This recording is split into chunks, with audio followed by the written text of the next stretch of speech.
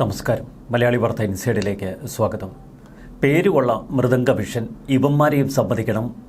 Wayanad മേപ്പാടിയിൽ ഒരൊറ്റമുറി office മാത്രമാണ് ഈ മൃദംഗ vision ഉള്ളത്. അവിടെ ഒരു ആടുന്ന മേശയും 2 കസേരയും. മാഗസിൻ പ്രവർത്തകർ എന്ന നിലയിൽ 100 ചതുരശ്രയടി ഓഫീസ് വാടകയ്ക്കെടുത്ത് ഒരു മേശ വലിച്ചിട്ട് അതിനു മുന്നിൽ 2 കസേരയിട്ടിരുന്ന് പ്രവർത്തിക്കുന്നു.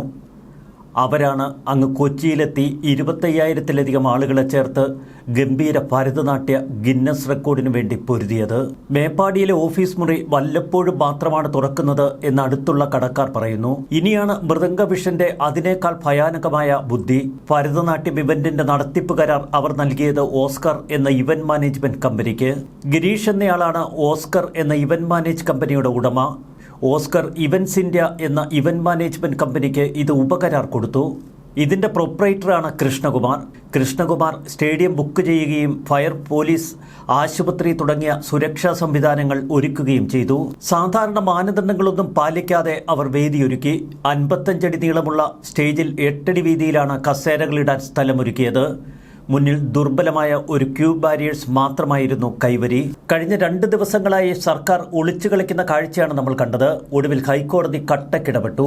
നെഹ്റു സ്റ്റേഡിയത്തിൽ നടന്ന നൃത്തപരിപാടിയിലെ സുരക്ഷാ വീഴ്ചയിൽ സംഘാടകർക്കെതിരെ ജാമ്യമില്ലാ കുറ്റം ചുമത്തി കീഴടങ്ങാൻ കോടതി നിർദ്ദേശം നൽകി. ജനുവരി 2-ാം തീയതി ഉച്ചയ്ക്ക് 2 മണിക്ക് ശേഷം അന്വേഷണ ഉദ്യോഗസ്ഥന്റെ മുന്നിൽ കീഴടങ്ങാനാണ് കോടതി അന്ത്യശാസനം നൽകിയിരിക്കുന്നത്. മൃദംഗനാദം എന്ന പരിപാടിയുടെ സ്റ്റേജിൽ നിന്നാണ് ഉമാ തോമസ് MLA താഴേക്ക് വീഴുന്നതും ഗുരുതരമായി പരിക്കേൽക്കുന്നതും. പിന്നീട് ദിവസങ്ങളായി അവർ വെന്റിലേറ്ററിൽ തുടരുകയാണ്. സംഘാടകർക്കെതിരെ തുടർന്ന് പോലീസ് കേസെടുത്തു. മുൻകൂർ ജാമ്യത്തിനായി ഇവർ പിന്നീട് ഹൈക്കോടതിയെ സമീപിക്കുകയായിരുന്നു. മൃദംഗ വിഷൻ ഉടമ നികോഷ് കുമാർ, നടത്തിപ്പുകാരനായ Oscar events proprietor PS Janeesh എന്നിവരോട് ഹാജരാകാൻ ജസ്റ്റിസ് P കൃഷ്ണകുമാർ നിർദ്ദേശിച്ചു. നേരത്തെ പ്രതികൾക്കെതിരെ ജാമ്യം ലഭിക്കാവുന്ന ചെറിയ കുറ്റങ്ങൾ മാത്രമാണ് ചുമത്തിയത്. എന്നാൽ രാവിലെ ഹർജി പരിഗണിച്ചപ്പോൾ പിന്നീട് പരിഗണിക്കാനും സർക്കാരിനോട് മറുപടി പറയാനും കോടതി ആവശ്യപ്പെട്ടു. ജാമ്യം ലഭിക്കുന്ന വകുപ്പുകളാണല്ലോ എന്ന് പരാമർശം കോടതിയുടെ ഭാഗത്തു നിന്നുണ്ടായി. ഉച്ചകഴിഞ്ഞ് കോടതി ചേർന്നപ്പോൾ കാര്യങ്ങൾ കൈവിട്ടുപോയി എന്ന് സർക്കാരിനും ബോധ്യമായി. ഇതിനെ തുടർന്നാണ് പ്രതികൾക്കെതിരെ ജാമ്യമില്ലാ വകുപ്പായ BNS 10 കൂടി പുതുതായി ചേർത്ത വിവരം കോടതിയെ പോലീസ് അറിയിക്കുന്നത്. അറസ്റ്റ് ചെയ്യപ്പെടാൻ സാധ്യതയുള്ളതുകൊണ്ട് ഇടക്കാല ജാമ്യം അനുവദിക്കണമെന്നാണ് പ്രതികൾ ആവശ്യപ്പെട്ടത്. പ്രോസിക്യൂഷനെതിരെ ശക്തമായി എതിർത്തു. ഗുരുതരമായ കുറ്റകൃത്യമാണ് ഇവർ നടത്തിയത്. 12,000 നർത്തകരുൾപ്പെടെ 25,000 പേരെ കൊച്ചി ഇന്റർനാഷണൽ സ്റ്റേഡിയത്തിലെത്തിച്ച ആ തട്ടിപ്പിന്റെ മികവ് തന്നെയാണ് നമ്മൾ മൃദംഗ വിഷൻ പരിപാടിയിൽ കണ്ടത്. ഗിന്നസ് റെക്കോർഡ് തിരുത്താൻ പോകുന്നു എന്ന് പ്രഖ്യാപിച്ച് അവർ കൊച്ചി മെട്രോയെ കുപ്പിയിലാക്കി. 50% യാത്രാ ഡിസ്കൗണ്ടാണ് കൊച്ചി മെട്രോ ഇവർക്ക് അനുവദിച്ചത്. എന്നാൽ നഗരസഭാ മേയറെ ക്ഷണിച്ചത് തലേന്ന് മാത്രം. ജില്ലയുടെ ചുമതലയുള്ള മന്ത്രി ഇത്തരമൊരു പരിപാടി അറിഞ്ഞത് സ്ഥലം MLA വീണു ഗുരുതരമായ പരിക്കേറ്റതിനു ശേഷം. സുരക്ഷാ വീഴ്ച ഒരു വശത്ത്, സംഘാടനത്തിലെ പിഴവ് മറുവശത്ത്. ചട്ടലംഘനങ്ങളാണ് എല്ലാ തലങ്ങളിലും നടന്നിരിക്കുന്നത്. അടിമുടി ദുരൂഹത തന്നെ. ഉമാ തോമസ് MLA വേദിയിൽ നിന്ന് താഴെ വീണ് ഗുരുതരമായി പരിക്കേറ്റ് വെന്റിലേറ്ററിൽ ആയതിനു ശേഷമാണ് GCDA പോലും അനുമതിയില്ലാതെയാണ് സ്റ്റേജ് നിർമ്മിച്ചത് എന്ന കാര്യം തിരിച്ചറിഞ്ഞത്. ഏറെ വിചിത്രമെന്ന് പറയട്ടെ, അനുമതിയില്ലാതെ നിർമ്മിച്ച ഈ വേദിയിൽ വേദിയിൽ ഉണ്ടായിരുന്നവരുടെ കൂട്ടത്തിൽ GCDA ചെയർമാനും CPM നേതാവുമായ K ചന്ദ്രൻപിള്ളയും ഉണ്ടായിരുന്നു. എന്നിട്ട് ചന്ദ്രൻപിള്ള ഇപ്പോൾ പറയുന്നു GCDA ഇതൊന്നും അറിഞ്ഞില്ലെന്ന്. നിലവിളക്ക് കൊളുത്താനായി മാത്രം ഒരു വേദി എന്ന പേരിലാണ് സംഘാടകർ സ്റ്റേജ് നിർമ്മിച്ചത് എന്നായിരുന്നു ആദ്യവാദം.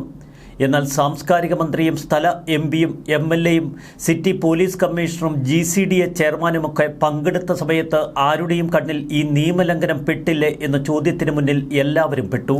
രക്ഷപ്പെട്ടത് നഗരസഭാ മേയർ അനിൽകുമാർ മാത്രം. സംഘാടകർ അദ്ദേഹത്തെ ക്ഷണിക്കാനായി ചെന്നത് തലേന്ന് വൈകുന്നേരം. ക്ഷുഭിതനായി അനിൽകുമാർ ഒരു മേയറോട് ഇങ്ങനെയാണോ പെരുമാറേണ്ടത് എന്ന് സംഘാടകരോട് ചോദിച്ചു. നഗരസഭാ മേയറെ ക്ഷണിക്കേണ്ടത് പരിപാടിയുടെ തലേന്നല്ല എന്ന ഓർമ്മ വേണമെന്നാണ് അനിൽകുമാർ അവരോട് പറഞ്ഞത്. അതുകൊണ്ട് തന്നെ അനിഷ്ടം പ്രകടിപ്പിച്ച അനിൽകുമാർ പരിപാടിക്ക് പോയില്ല. ഇത്തരമൊരു പ്രോഗ്രാം നടക്കുന്ന വിവരം നഗരസഭയെ സംഘാടകർ അറിയിച്ചിരുന്നില്ല എന്ന് നഗരസഭ പറയുന്നു. നൃത്തപരിപാടിയിൽ പങ്കെടുക്കാൻ വരുന്നവരോട് പണം പിരിച്ച കാര്യവും അവർ മറച്ചുവെച്ചുവത്രേ. ഈ പരിപാടിയുടെ വിനോദ നികുതി സംഘാടകർ അടയ്ക്കേണ്ടതാണ്. ഇത് ഈടാക്കാൻ നഗരസഭാ സെക്രട്ടറിക്ക് നിർദ്ദേശം കൊടുത്തുവെന്ന് ഇപ്പോൾ മേയർ വ്യക്തമാക്കി. എന്നാൽ താൻ ഇത്തരമൊരു പരിപാടി നടക്കുന്ന വിവരം പോലും അറിഞ്ഞിരുന്നില്ല എന്നാണ് കളമശ്ശേരി മണ്ഡലത്തെ പ്രതിനിധീകരിക്കുന്ന മന്ത്രി P രാജീവ് പറയുന്നത്. സർവത്ര ദുരൂഹതയാണ് കല്ലൂർ സ്റ്റേഡിയത്തിൽ ഉമാ തോമസിന് ഗുരുതരമായി പരിക്കേറ്റ ഈ സംഭവത്തിന് പിന്നിലുള്ളത്. സാരി തട്ടിപ്പും പണത്തട്ടിപ്പും അടക്കം നിരവധി ആരോപണങ്ങൾ സംഘാടകർക്കെതിരെ ഉയർന്നു വരുന്നു. ഇപ്പോഴിതാ കല്യാൺ സിൽക്സ് കളത്തിലിറങ്ങി. തങ്ങൾ ചൂഷണത്തിന് വിധേയരാവുകയായിരുന്നുവെന്ന് അറിഞ്ഞില്ല എന്നാണ് കല്യാൺ സിൽക്സിന്റെ വിശദീകരണം. സാരി ഒന്നിന് 349 രൂപ നിരക്കിൽ 12,000 സാരി സംഘാടകർക്ക് വിൽക്കുക മാത്രമാണ് തങ്ങൾ ചെയ്തത്. എന്നാൽ 16,000 രൂപ ഇതിന്റെ പേരിൽ നൃത്തപരിപാടിയിൽ പങ്കെടുത്തവരുടെ കയ്യിൽ നിന്ന് പിരിച്ചു എന്നത് ഞങ്ങളെ ഞെട്ടിച്ചു. ഞങ്ങളുടെ പേരിൽ ഇത്തരം തട്ടിപ്പുകൾ നടക്കുന്നത് വേദനയുണ്ടാക്കുന്നുവെന്ന് കല്യാൺ സിൽക്സ് പറയുന്നു. ഒരു വശത്ത് കല്യാൺ സിൽക്സിന്റെ ഇത്തരം അടവ് നയങ്ങൾ, മറുവശത്ത് ജോയി ആലുക്കാസ് ഉൾപ്പെടെയുള്ളവരുടെ ബ്രാൻഡ് നെയിം, കൊച്ചി മെട്രോ അടക്കമുള്ള സ്പോൺസർമാർ എല്ലാവരെയും കുപ്പിലാക്കിയ മേപ്പാടിയിലെ മൃദംഗാവിഷനെ സമ്മതിക്കണം. ആരൊക്കെയോ ഇതിനു പിന്നിൽ കളിച്ചുവെന്ന് വ്യക്തമാണ്. അല്ലെങ്കിൽ കൊച്ചിയെ ഇവർക്ക് ഇത്ര നിഷ്പ്രയാസം അടപടലം മറിക്കാൻ കഴിയുമോ? GCDA ചെയർമാൻ ചന്ദ്രൻപിള്ളയും സജി ചെറിയാനുമൊക്കെ എത്ര വിധേയരായാണ് ആ വേദിയിൽ പോയി നിന്നത്. ഉമാ തോമസ് വീണ് ഗുരുതര പരിക്കേറ്റിട്ടും എന്തുകൊണ്ട് സജി ചെറിയാൻ വേദി വിട്ടില്ല? അതിനർത്ഥം പാർട്ടിക്ക് താല്പര്യമുള്ളവരുടെ ഒരു പ്രോഗ്രാം തന്നെയായിരുന്നു ഇത്. അഥവാ ആരൊക്കെയോ ഇതിനു പിന്നിൽ നല്ല ഭദ്രമായി കളിച്ചു. ഹൈക്കോടതി ഇടപെട്ടതുകൊണ്ട് ഇപ്പോൾ സംഘാടകരെ തൂക്കുന്നു. അവർക്കെതിരെ ജാമ്യമില്ലാ വകുപ്പുകൾ പ്രകാരം കേസെടുക്കാൻ പോലും മടിച്ച പോലീസിനേറ്റ ഒരു പ്രഹരം തന്നെയാണ് ഹൈക്കോടതിയുടെ ഈ ഇടപെടൽ. ന്യൂസ് ഡെസ്ക് മലയാളി വാർത്ത ഇൻസൈഡ്.